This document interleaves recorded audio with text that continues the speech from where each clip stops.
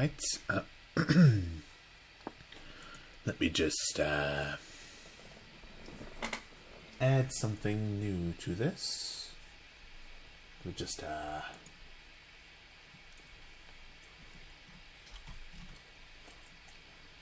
let's see.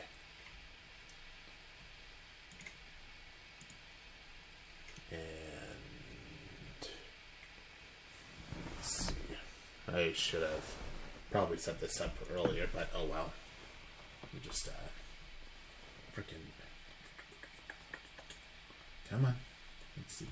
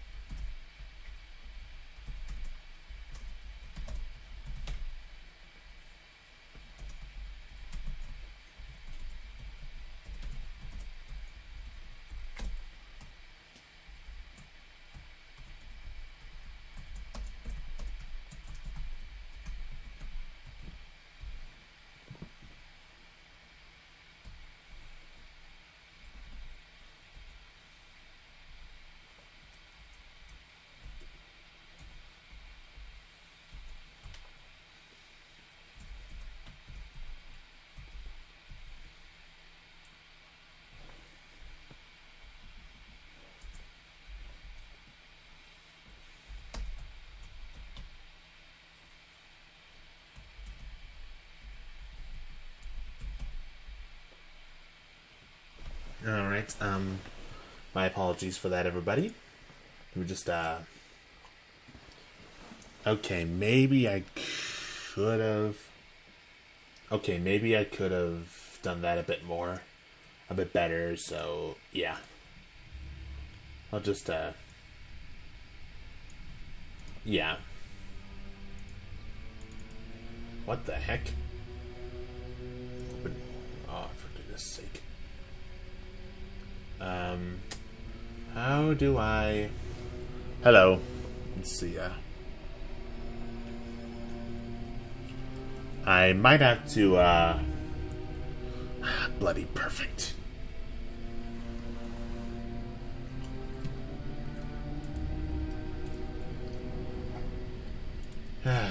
Sorry, guys, alright. So, I guess this will have to do...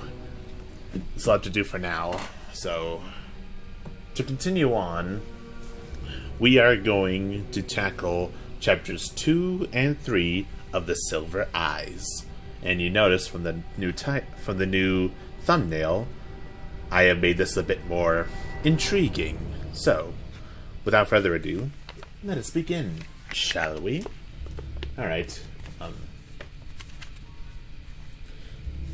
Oh, for goodness sake. For goodness sake, I'm trying to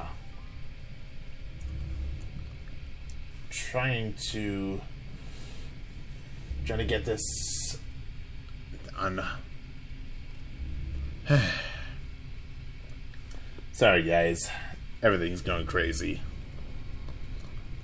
Hold on a second. I'll be right back. I need to take care of something real quick.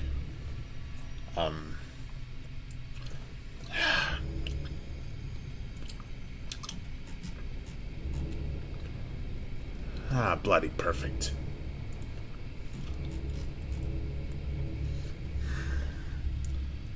Let's see, I know.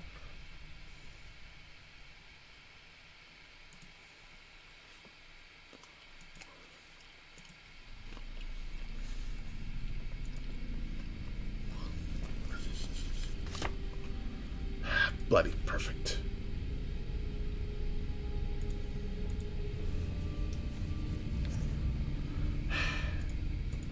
I did this very bad. I set this up very badly. I'm sorry. So I'm gonna have to change cameras real quick. I'm gonna end the stream real quick, and then start it again. I'm sorry again. Just let me fix this real quick. Probably, but that'll change. Just give me a minute. And, give me a minute. How do I... Bloody...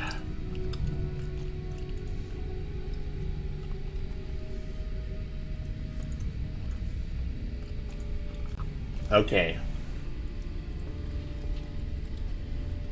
Oh, is it working? Yes, yes, perfect.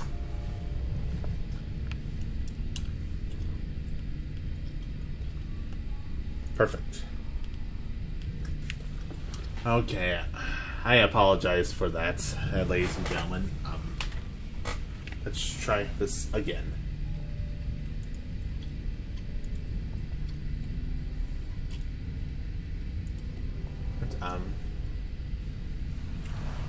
Okay, let's see. Okay, Chapter 2. Charlie pulled to a stop, feeling the soft give of dirt under her tires, and turned off the car.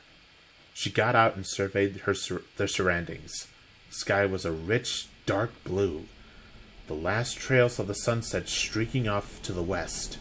The parking lot was unpaved, and before them lay a sprawling monster of a building, the rising arc of glass and concrete.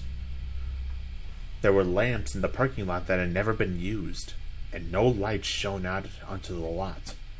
The building itself looked like an abandoned sanctuary, entombed in black trees amid the distant roar of civilization. She looked at Jessica in the passenger seat, who was craning her neck out the window. "Is this the right place?" Jessica asked. Charlie shook her head slowly, not quite certain what she was seeing. "I don't know," she whispered. Charlie got out of the car and stood in silence as John and Carlton pulled up beside her. "What is this?" John stepped out of the car cautiously and stared blankly at the monument. "Does anyone have a flashlight?" He looked at each of them. Carlton held up his keychain and waved around the feeble glow of a penlight for a minute. "Great," John muttered, walking away with resignation. "Hold on a sec," Charlie said, and went around in her trunk. My aunt makes me carry around a bunch of stuff for emergencies." Aunt Jen, loving but sincere, had taught Charlie self-reliance above almost anything else. Before she let Charlie have her old blue Honda, she had insisted that Charlie know how to change a tire, check the oil, and know the basic parts of the engine. In the trunk, in a black box tucked in next to the jack, spare tire, and small crowbar, she had a blanket, a heavy police-issue flashlight, bottled water, granola bars, matches, and emergency flares. Charlie grabbed the flashlight. Carlton grabbed the granola bar. Almost by silent agreement, they began to walk the building's perimeter. I think that means walk around the building's perimeter. I don't know. I didn't write this book. Alright. Charlie holding up the light in a steady beam in front of them. The building itself looked mostly finished, but the ground was all dirt and rock, uneven and soft. Charlie shone the light on the ground, where grass had grown patchy in the dirt along inches long. I can't even speak tonight. I am so sorry, guys. "No one has been digging for a while," Charlie said. "The place was massive, and it took a long time to circumnavigate. It wasn't long before the rich blue of the evening was overtaken by a blanket of scattered silver clouds and stars. The surface of the building were all the same smooth beige concrete, with windows too high up on the walls to see inside." "Did they really build this whole thing and then just leave?" Jessica said. "Carlton," said John, "you really don't know anything about what happened?" Carlton shrugged expansively. "I told you. I knew there was..." Okay, that's a bit of a grammar issue there. "I told you. I knew there was construction, but I don't know anything else." "Why would they do this?" John seemed almost paranoid. scanning the trees as though eyes might be looking back at him. It just goes on and on. He squinted, gazing along the outside wall of the building, which seemed to stretch endlessly into the distance. He glanced back to the trees as if making sure they hadn't missed a building somehow. No, it was here. He placed his hand on the drab concrete facing. It's gone. After a moment, he gestured to the others and began to walk back the way they came. Reluctantly, Charlie turned back, following the group. They kept going until they could see their cars again up ahead in the darkness. Sorry, guys. I hope there would be at least something familiar, Carlton said exhaustedly. Yeah, Charlie said. She had known it would be, but seeing that Freddy's had been razed to the ground was still a shock.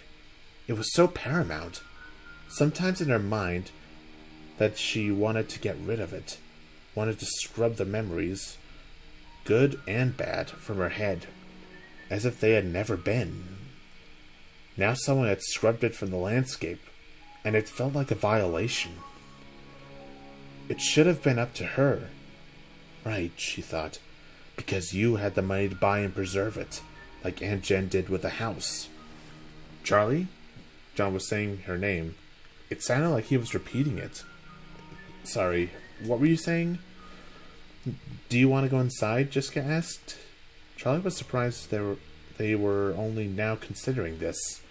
But then again, none of them was usually prone to criminal activity. The thought was a release, and she took a deep breath, speaking on her exhale. Why not? She said, almost laughing. She hefted the flashlight. Her arms were getting tired. Anyone else want to turn? She waved it back and forth like a pendulum. Carlton grabbed it and took a moment to appreciate its weight. Why is this so heavy? He said, passing it off to John. Here you go. It's a police flashlight, Charlie said absently. You can hit people with it. Jessica wrinkled her nose. Your aunt really wasn't kidding around, huh? Ever used it? Not yet. Charlie winked and made a half-threatening glance at John, who returned an uncertain half-smile, unsure how to react. The wide entrances were sealed with hammer metal doors, no doubt intended to be temporary until construction was finished.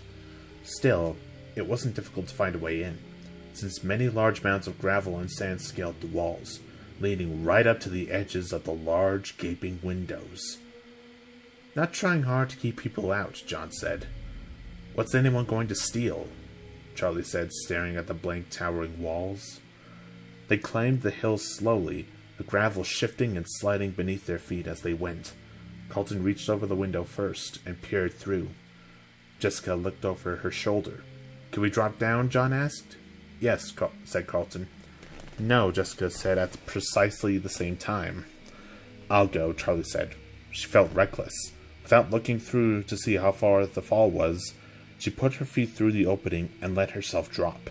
She landed, knees bent, and the impact rocked her, but it did not hurt. She looked up at her friend staring down. Oh, hang on, Charlie called, pulling a short stepladder from the wall nearby and setting it under the window. Okay, she said, come on. They dropped down one by one and looked around them. Inside was an atrium, or maybe it would have become a food court, with metal benches and plastic tables scattered around, some bolted to the floor. The ceiling rose up high above them, with a glass roof where they could see the stars peering down at them. Very post-apocalyptic, Charlie joked, her voice echoing in the open space. Jessica sang a brief, wordless scale suddenly, startling them all into silence. Her voice rang out pure and clear, something beautiful in the emptiness. Very nice, but let's not call too much attention to ourselves, John said. Right, Jessica said, still very happy with herself. As they walked on, Carlton swept up and took her arm. Your voice is amazing, he said. It's just good acoustics, Jessica said, attempting humility but not meaning a word of it. Smooth, Jessica. Very smooth. They walked through the empty halls, peering into each of the massive cavities that where a department store might have been. Some parts of the mall had been almost finished, while others were in shambles. Some hallways were littered with piles of dusty concrete blocks and stacks of wood. Others were lined with glass-paneled storefronts, lights hanging perfect rows above their heads. "It's like a lost city," John said. "Like Pompeii," said Jessica, "just without the volcano." "No," Charlie said. "There's nothing here." The whole place had a sterile feel to it. It was not abandoned. It had never sustained life at all. She looked in the store window across from her, one of the few with glass, wondering what would have been displayed. She imagined mannequins dressed in bright clothing. But when she tried to picture them, all she could see was blank faces concealing something. She suddenly felt out of place, unwelcomed by the building itself. Charlie began to feel restless. Some of the luster wearing off the adventure. They had come, Freddy's was gone, and so was the shrine she had kept in her thoughts, where she could still find Michael playing where she last saw him. John stopped suddenly, turning off the flashlight as carefully as he could. He put his finger to his lips, motioning for silence. He gestured back the way they had came. In the darkness, they saw a small light bobbing in the darkness like a ship in the fog. "Someone else is here," he hissed. "A night guard, maybe?" Carlton whispered. "Why would an abandoned building need a guard?" Charlie wondered.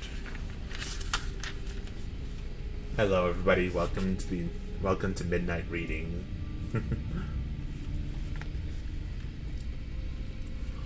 "Kids probably come here to party," Carlton said, then grinned.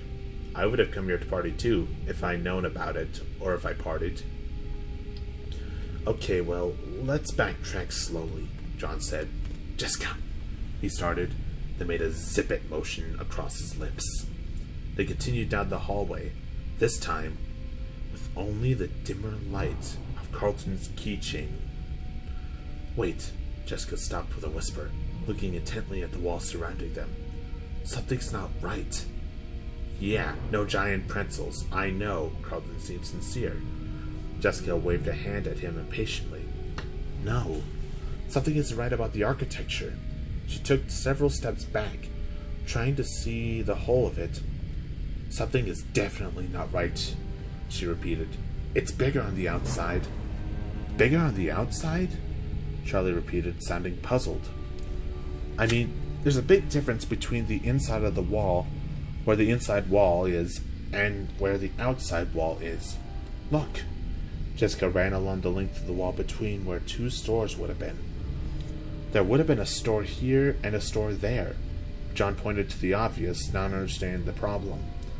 "But there's something in the middle," Jessica exclaimed, beating her hands against an empty portion of the wall. "This part juts out into the parking lot like the other stores on each side, but there's no way into it." "You're right." Charlie started walking towards Jessica, studying the walls. "There should be another entrance here." And Jessica dropped her voice so that only Charlie could hear. "About the same size as Freddy's, don't you think?" Charlie's eyes widened, and she took a quick step back from Jessica. "What are you two whispering about?" Carlton stepped closer. "We're talking about you," Jessica said sharply, and they walked into one of the vacant department stores that seemed to sandwich the sealed place. Or space, I mean. "Come on," she said. "Let's take a look." They started combing the wall as a group, clustered around the tiny light. Charlie was not so sure what to hope for. Aunt Jen had warned her about coming back. She didn't encourage Charlie to skip the memorial, not directly. But she wasn't pleased that Charlie was returning to Hurricane. "Just be careful," Aunt Jen had said. "Some things, some memories, are best left undisturbed." Is that why you kept Dad's house? Charlie thought now. Is this why you kept paying for it? Leaving it untouched like some kind of shrine, but never visiting? Hey! John was gesturing wildly, running inside to catch up to the rest of them. Hide! The light was out in the hall again, bobbing up and down, and it was coming closer. Charlie glanced around. They were already too deep inside the massive store to get out in time, and there seemed to be nowhere to hide. Here, here! Jessica whispered. There was a break in the wall beside a rig of scaffolding. They hurried into it, squeezing past stacks of open boxes and sheets of plastics hanging from the ceiling. They made their way down what appeared to be a makeshift hallway just on the other side of the department store, her wall. It was really more like an alley. It was incongruous with the rest of the mall, not shiny and new, but dank and musty. One hall was made of the same concrete as the outside of the building, though it was rough and unfinished, and the other was exposed brick, some parts faded and smooth with age, others with the mortar crumbling, leaving chinks and holes. Heavy wooden shelves of cleaning equipment stood against the wall, listing to the side, their boards sinking under the weight of old paint cans and mysterious buckets. Something was dripping from uncovered pipes overhead, leaving puddles that they all stepped carefully around. A mouse scuttled by, almost running over Colton's foot. Colton made a strangled sound, hand over his mouth. They crouched down behind one of the wooden shelving units, pressing up against the wall. Charlie doused the light and waited. She took shallow breaths, perfectly still, watching and wishing she had picked a better position to freeze into. After a few minutes, her legs started to feel numb under her, and Colton was so close that she could smell the light, pleasant scent of his shampoo. That's nice, she whispered. Thanks, Colton said, knowing immediately what she was referring to.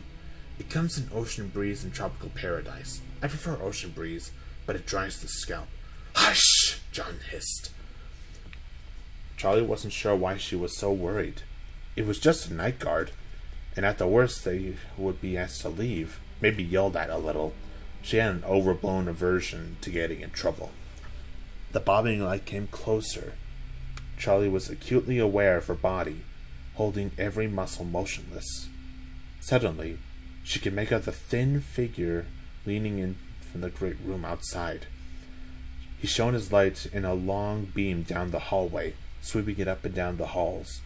He's got us, Charlie thought, but inexplicably, he turned and went, apparently satisfied. They waited another few minutes, but there was nothing. He was gone. They all moved slowly out of their crouched positions, stretching limbs that had gone to sleep. Carlton shook one foot vigorously until he could stand on it. Charlie looked down at Jessica, who was still hunched over, as if frozen in time. Jessica, are you okay? She whispered. Jessica looked up, smiling. You won't believe this. She was pointing at the wall, and Charlie leaned over to see. There, etched in the worn bricks, were the clumsy letters, almost illegible in the child's handiwork. Carlton smells like feet. You have to be kidding me, John whispered in awe, turning to face the wall and placing both hands against it. I recognize these bricks, he laughed. These are the same bricks. His smile faded. They didn't tear it down. They built around it. It's still here, Jessica unsuccessfully tried to keep her voice down. There has to be a way in, she added, her eyes wide with an almost childish excitement. Charlie shone the flashlight up and down the hallway, playing the light off each wall. But there was no break, no door. There was a back door to Freddy's, John said. Muller wrote that right next to the back door, right? Why didn't they just knock it down? Charlie pondered. Does this hallway lead somewhere now? Does this hallway just lead nowhere? Jessica said, puzzled. It's the story of my life, Carlton said lightly. Wait. Charlie ran her fingers along the edge of the shelf. peering through the odds and ends crammed onto it. The wall behind it looked different. It was metal, not brick. Right here. She stepped back and looked to the others. Help me move it. John and Jessica pressed against one side with unified effort, while she and Carlton pulled on the other. It was immensely heavy, laden with cleaning supplies and large buckets of nails and tools, but it slid farther down the hall almost easily, without incident. Jessica stepped back, breathing hard. John, give me the big light again. He handed it over, and she turned it back on, aiming where the shelf had stood. This is it, she said. It was metal rusting, spattered with paint, and a stark contrast to the walls around it. There was only a hole where the handle had been. Someone must have removed it so the shelf could lie flush against the door. Silently, Charlie handed the flashlight back to John, and he had held it above her head so she could see. She slipped around the others and tried to squeeze her fingers into the hole where the doorknob once was, trying to pull it open to no avail. It's not going to open, she said. John was behind her, peering over her shoulder. Just a second. He squeezed himself into the space beside her and knelt carefully. I don't think it's locked or anything. I think it's just rusty. Look at it. The door extended all the way to the floor, its bottom ragged and unfinished. The hinges were on the other side, and the edges were caked in rust. It looked as though it had not been opened in years. John and Charlie pulled on it together, and it moved a fraction of an inch. Yay! Jessica exclaimed, almost shouting, then covered her mouth. Sorry, she said in a whisper, containing my excitement. They took turns pulling on it, leaning over one another, the metal scraping their fingers. The door held for a long moment, and then it came loose under their weight, swinging open slowly with an unearthly screech. Charlie looked nervously around over her shoulder, but the guard did not appear. The door opened only a foot wide, and they went one by one until all four were through. Hello. Inside, the air changed. They had all stopped. Ahead of them was a dark hallway familiar to them. Is this? Jessica whispered, not taking her eyes off the dark expanse. It's here, Charlie thought. She held out her hand for the flashlight, and John handed it to her wordlessly. She shone the light ahead of them, sweeping the halls. They were covered in children's drawings, crayon on yellowing, curling paper. She started forward, and the others followed, feet shuffling on old tile. It seemed to take forever to traverse the hall, or perhaps it was just that they were moving slowly, with methodical, deliberate steps. Eventually, the hallway opened into a larger expanse, the dining room. It was just as they remembered it, completely preserved, the flashlight beam bounced off 1,000 little things reflective, glittering or topped with foil ribbon. The tables were still in place, covered in their silver and white checked cloths. The chairs were pulled up to them haphazardly.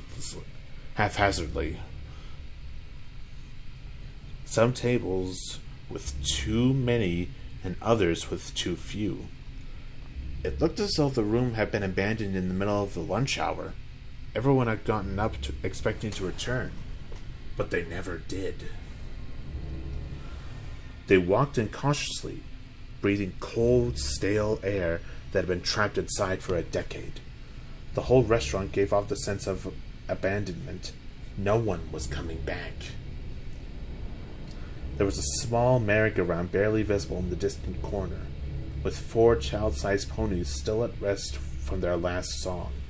In an instant, Charlie froze in place, as did the others. There they were. Eyes stared back from the dark, large, and lifeless. An illogical panic pulsed through her. Time held still.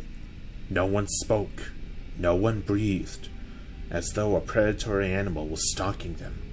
But as the moments passed, the fear waned, until she was back again, as a child, and with old friends separated from one another for far too long. Charlie walked towards the eyes in a straight line.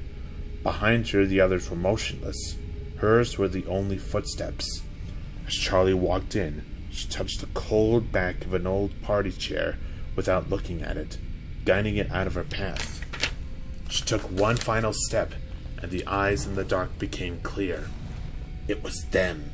Charlie smiled. "Hi," she whispered, too soft for the others to hear. Before her stood 3 animatronic animals, a bear, a rabbit, and a chicken, all standing as tall as adults, maybe taller. Their bodies were segmented like artist models, each limb made of distinct squarish pieces, separate at the joints. They belonged to the restaurant, or maybe the restaurant belonged to them, and there had been a time when everyone knew them by name. There was Bonnie the rabbit. His fur was a bright blue, his squared-off muzzle held a permanent smile, and his wide and chipped pink eyes were thick-lidded, giving him a perpetually worn-out expression. His eyes stuck straight up. His ears stuck straight up, crinkling over at the top, and his large feet splayed out for balance. He held a red bass guitar, blue paws poised to play, and around his neck was a bow tie that matched his instrument's fiery color. His Chica the chicken was more bulky and had an apprehensive look, thick black eyebrows arching over her purple eyes, and her beak slightly open, revealing teeth, as she held out a cupcake on a platter.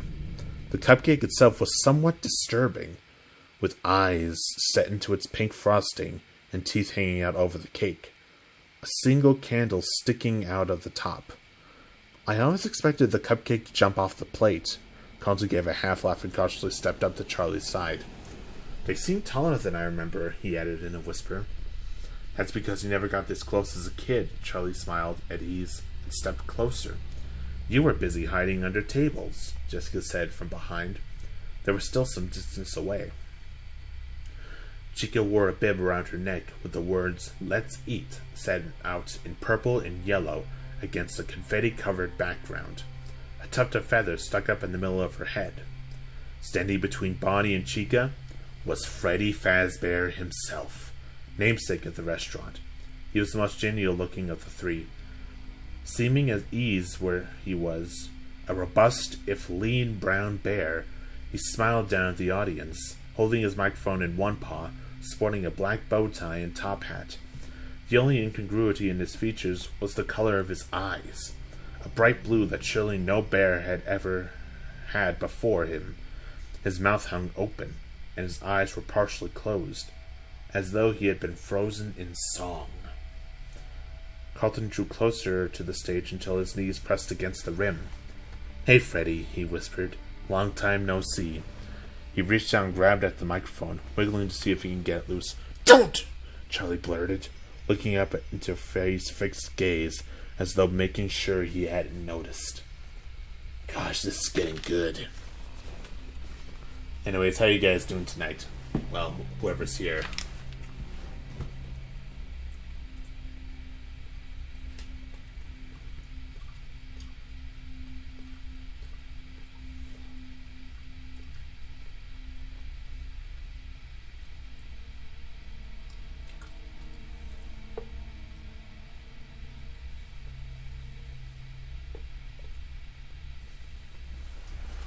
Maybe I'll adjust the light a bit.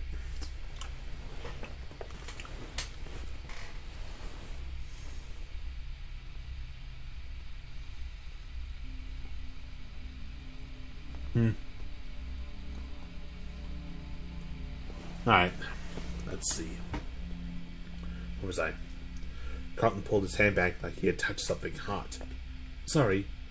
"Come on," John said, cracking a smile. "Don't you want to see the rest of the place?" They spread out across the room, peering into corners and carefully trying doors, acting as though everything might be breakable to the touch. John went over to the small carousel.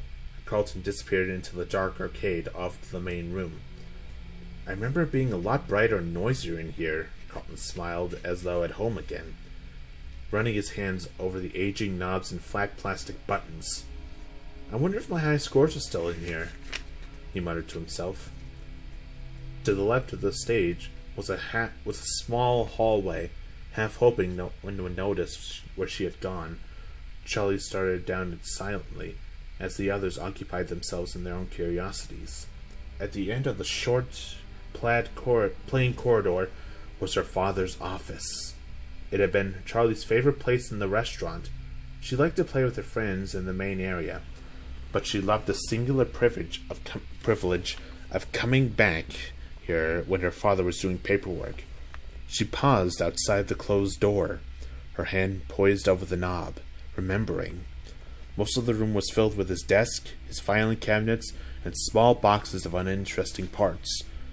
In one corner was a smaller filing cabinet, painted with a salmon color that Charlie had always insisted was pink.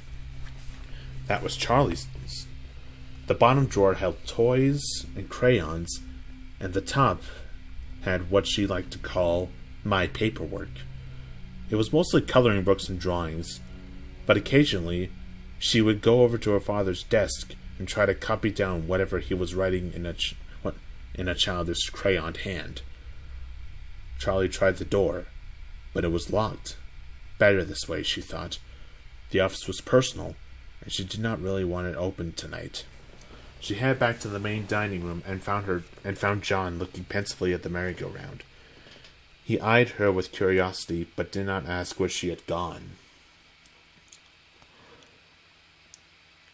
I used to love this thing, Charlie smiled, approaching warmly. Yet now the painted figures seemed odd and lifeless to her. John made a face, as though he knew what she was thinking. Not the same, he said.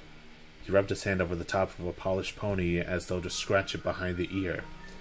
Just not the same, he repeated, removing his hand and gazing elsewhere. Charlie glanced over to see where the others were, in the arcade. She could see Jessica and Carlton wandering among the games. The consoles stood still, and unlit like massive tombstones, their screens blank. I never liked playing the games, Jessica said, smiling. They moved too fast, and just when I'd start to figure out what to do, I'd die, and it would be someone else's turn. She wiggled the joystick that squeaked with neglect. They were rigged anyway, Carlton said with a wink. When's the last time you played one of these? Jessica asked, peering closely into one of the screens to see what image was burned into it from too many years of use. Carlton was busy rocking a pinball machine back and forth, trying to get a ball to come loose. There's a pizza place I visit sometimes. He set the table back on its four legs carefully and glanced at Jessica. But it's no Freddy's, he added.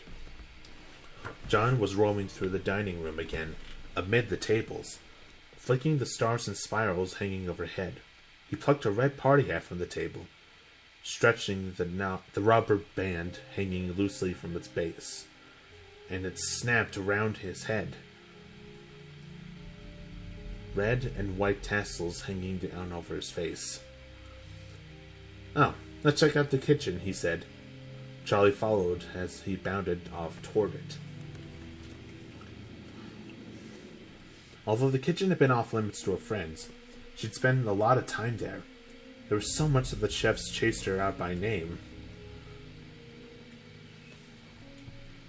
Or at least by the name they heard her father call her, Charlotte.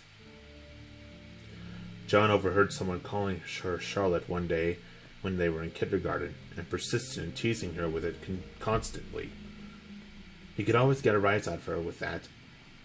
It wasn't that Charlie didn't like her full name, but Charlie was who she was to her world. Her father called her Charlotte, and it was like a secret between them, something no one else was allowed to share. The day she left Hurricane for good, the day she said goodbye, John had hesitated. Bye, Charlie, he said, in their cards, letters, and phone calls. He had never called her Charlotte again. She never asked why, and he never told her. The kitchen was fully stocked with pots and pans, but it held little interest for Charlie in the midst of her memories. She headed back out into the open space of the dining room, and John followed. At the same time, Jessica and Carlton stumbled out of the arcade, tripping into each other as they crossed the thresholds between rooms in the dark. Anything interesting? John asked. A gum wrapper, 30 cents, and Jessica, so... No, not really, Carlton said. Jessica playfully gave him a punch on the shoulder. Oh, have we all forgotten? Jessica gave an evil smile, pointing to another hallway on the opposite side of the dining room. She headed toward it swiftly before anyone else could answer, and they followed her. The hallway was long and narrow, and the farther they went, the less the flashlight seemed to illuminate. As the passage opened into a small room for private parties, set up with its own tables and chairs.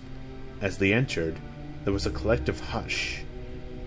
There in front of them was a small stage. The curtain drawn, a sign was strung across the front. Out of order. It read in neat, handwritten letters. They stood still for a moment. Then Jessica went up and poked the sign. Pirates Cove, she said.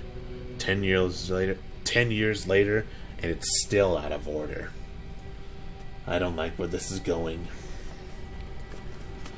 Don't touch it, Charlie thought. I had one birthday back here, John said. It was out of order then, too. He took hold of the edge of the curtain and rubbed the glittered fabric between his fingers. No, Charlie wanted to say again, but stopped. You're being silly, she chided herself. Do you think he's still back here? Jessica said playfully, threatening to make the reveal with one giant swing of the curtain. I'm sure he is. John gave a false smile, seeming uncomfortable for the first time. Yes, he's still there, Charlie thought. She stepped back cautiously, suddenly becoming aware of the drawings and posters surrounding them like spiders on the wall. Charlie's flashlight carefully inched from picture to picture, all depicting different variations of the same character. The large and energetic pirate fox with a patch over one eye and a hook for a hand, usually swinging in to deliver pizza for hungry children. This is the room where you were hiding under tables. When you were the one hiding under tables, Jessica said to Charlie, trying to laugh. But you're a big girl now, right? Jessica climbed up on the stage unsteadily, almost losing her footing. John reached out a hand to steady her as she righted herself.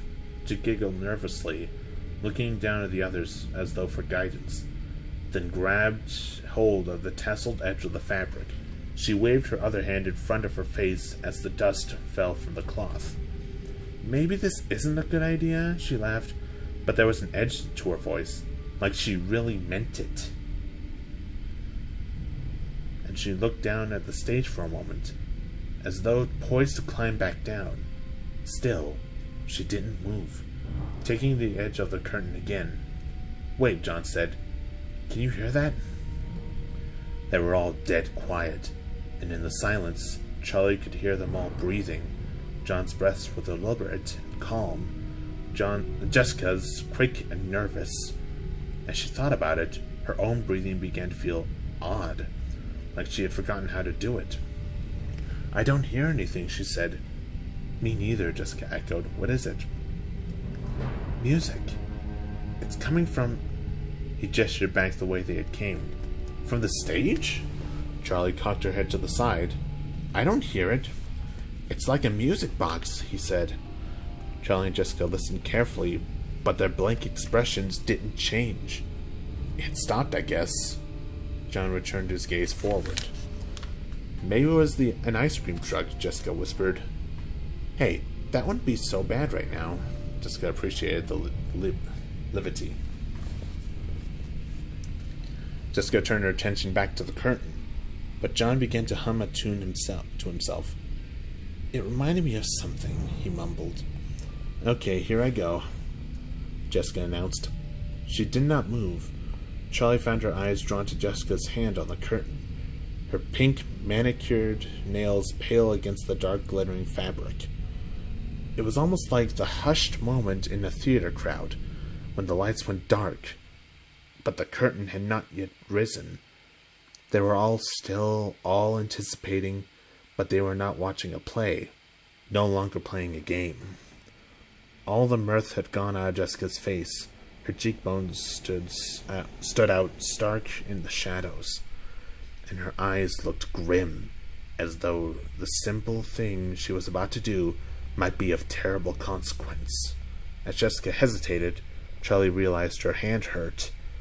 She was making a fist so tight her nails dug into her flesh, but she could not force her grip to loosen.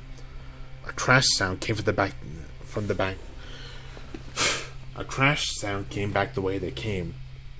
A cascading, clanging noise ringing out and filling the whole space.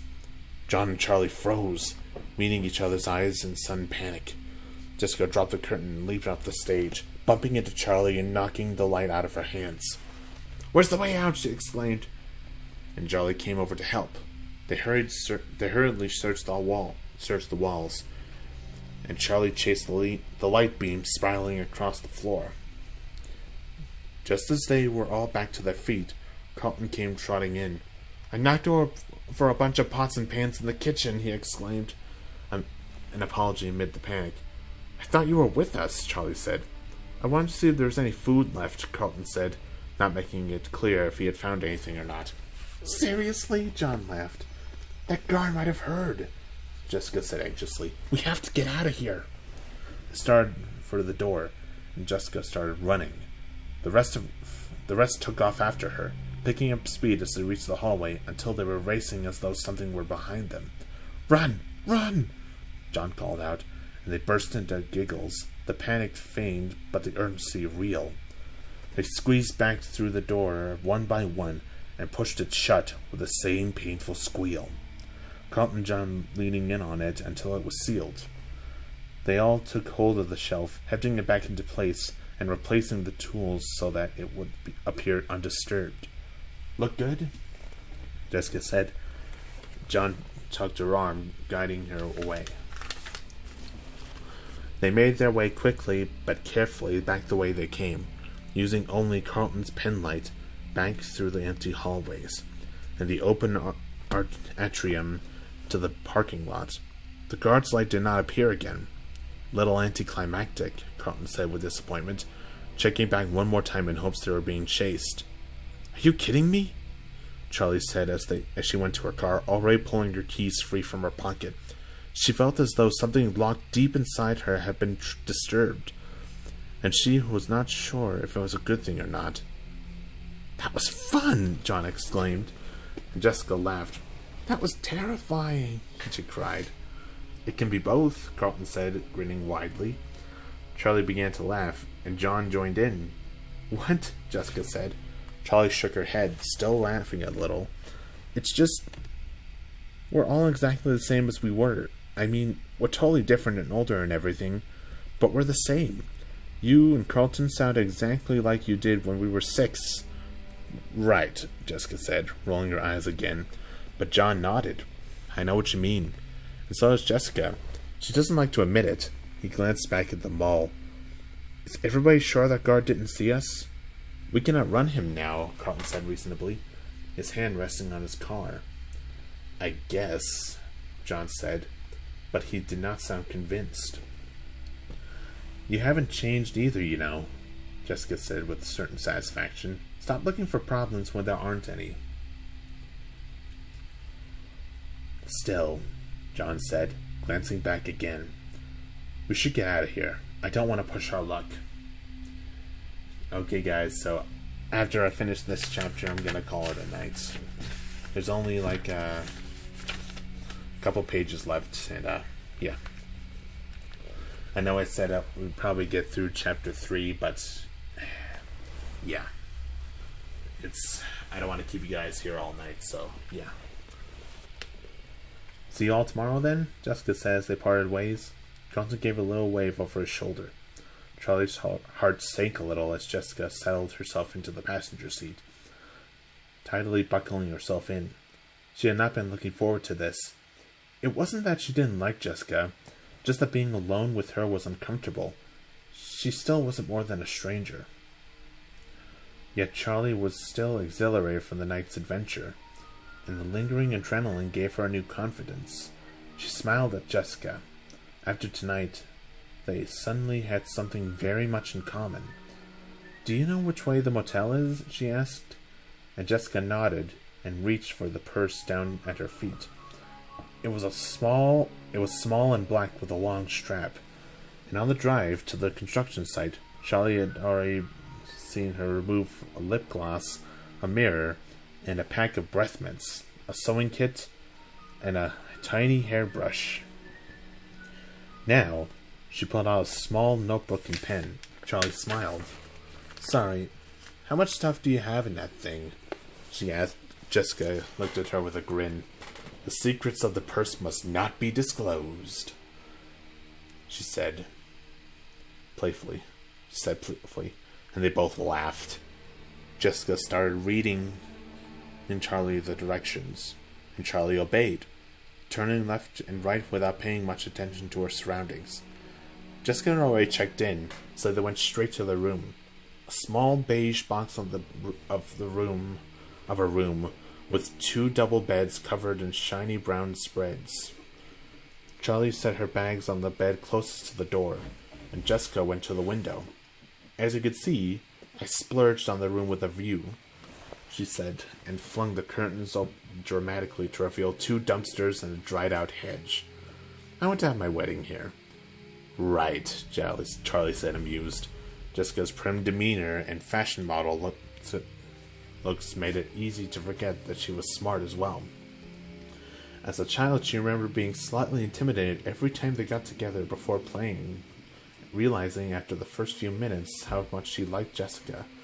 She wondered if it was hard for Jessica to make friends, looking the way she did. But it wasn't the kind of thing you could really ask someone. Jessica flopped down on the bed, lying across it to face Charlie. "So tell me about you," she said confidently, mocking a talk show host or something nosy mother.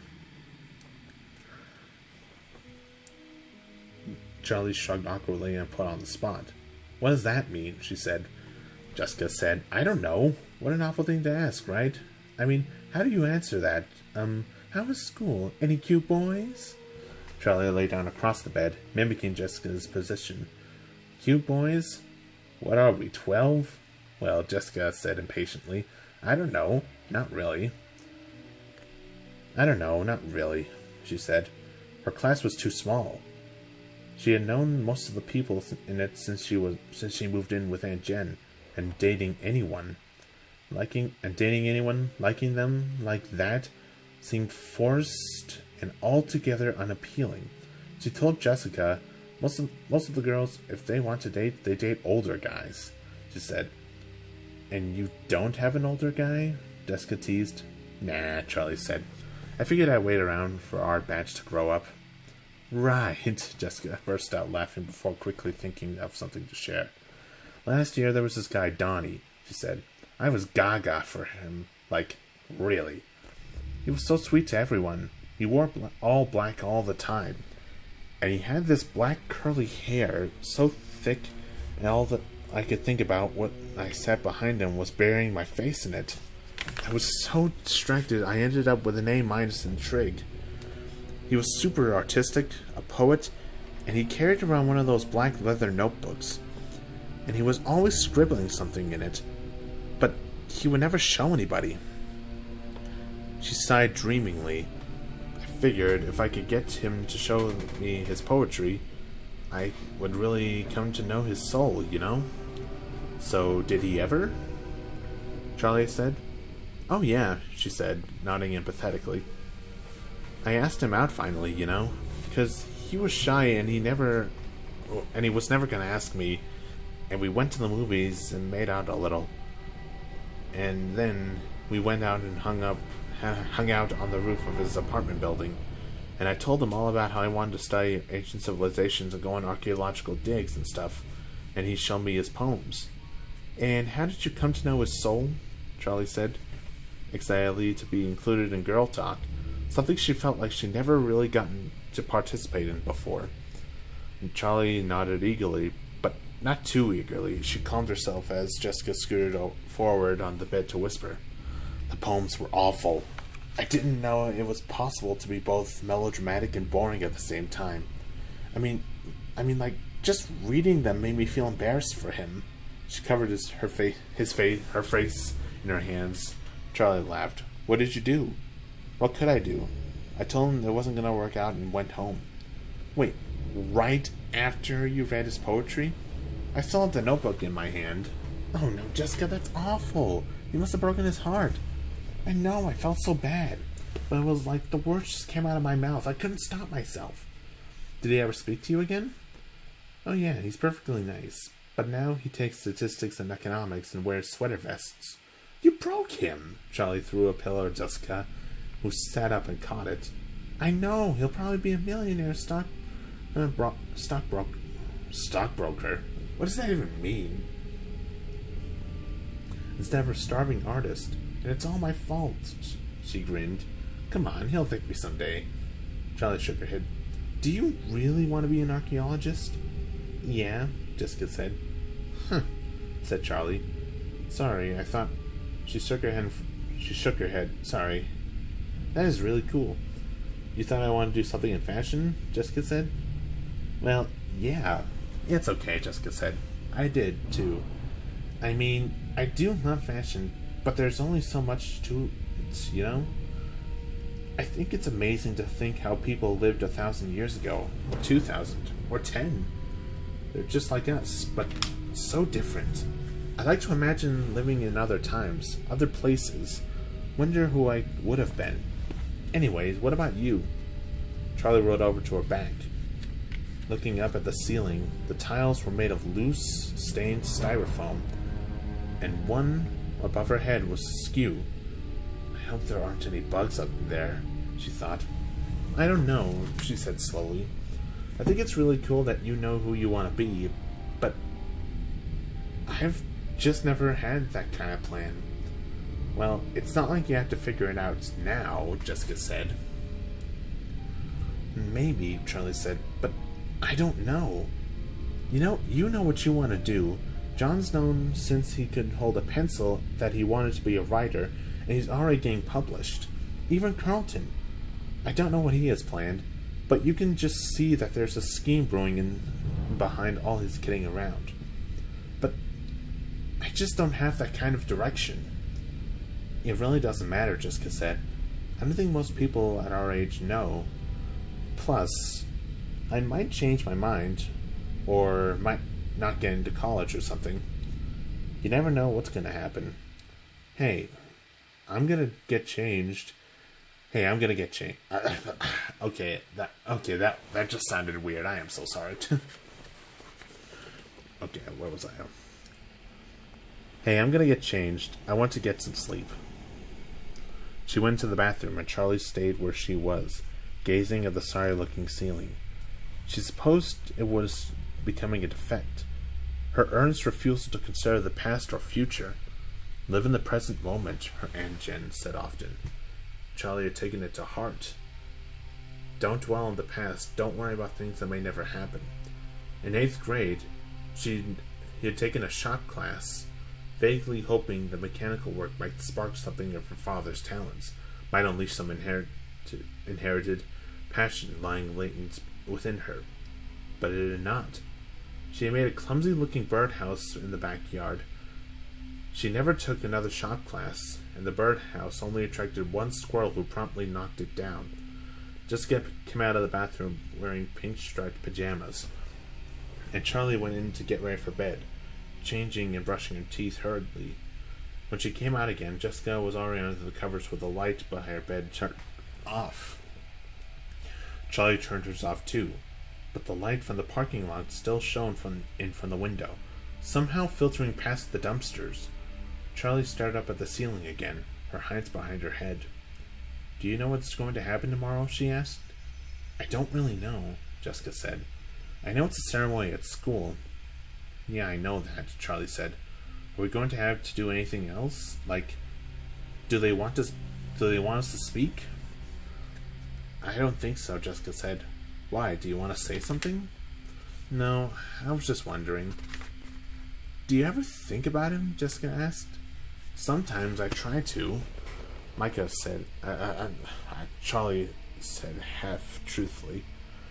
She had sealed off the subject of Michael in her mind, locked him tight behind a mental wall she never touched. It wasn't an effort to avoid the subject. In fact, it was an effort to think of him now. What about you? Jessica asked Jessica. Bloody hell. Not really, she said.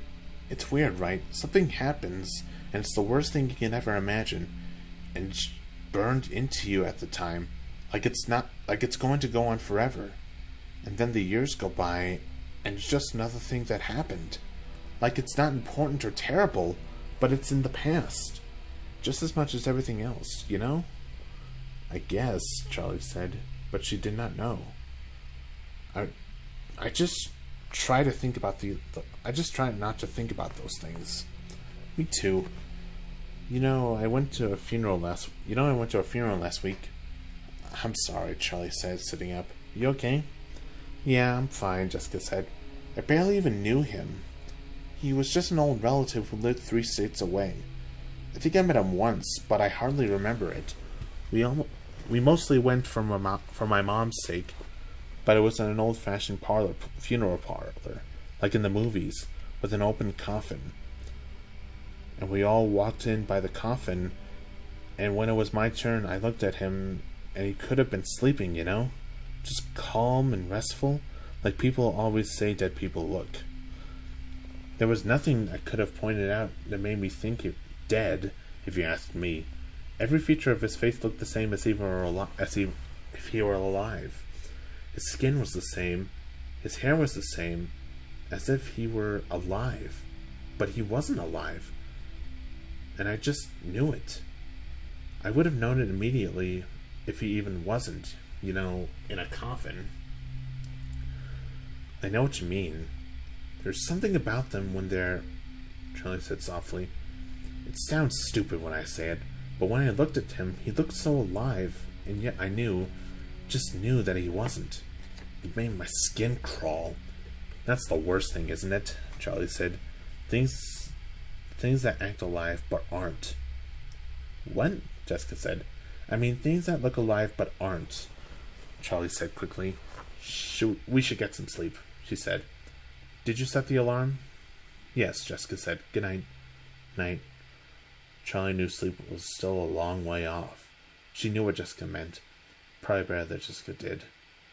The artificial shine in her eyes that followed you as you moved, just like a real person's would. The slight lurch of realistic animals who did not move away from a living thing should. Did not move the way a living thing should. The occasional programming glitch that made a robot appear to have done something new, creative. Her childhood had been filled with them. She had grown up in strange gaps between life and not life. And it had been her world. It had been her father's world. Charlie closed her eyes. What did that world do to him? Okay, that is very creepy. Okay, that's gonna be all the time I have for tonight, guys. I apologize if this was shorter than I anticipated, but you know how it is. So, join me again tomorrow as we take on the new chapter 3. So, if you guys are ready for that, let me know down in the comments below. Thank you to anyone who joined and watched for the whole stream. I know it's probably late, so not a lot of people probably watched it, so thank you anyway. So, anyways, if you want to see more, smash the like button, subscribe to the channel if you're new, and as always, I'll see you in the next one. Peace out, have an amazing day, and if you want to have a blast, don't say a blast. Good night, everybody.